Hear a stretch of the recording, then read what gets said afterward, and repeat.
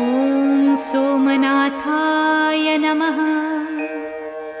ॐ मल्लिकार्जुनाय नमः। ॐ महाकालेश्वराय नमः। ॐ ओंकारेश्वराय नमः। ॐ वैद्यनाथाय नमः।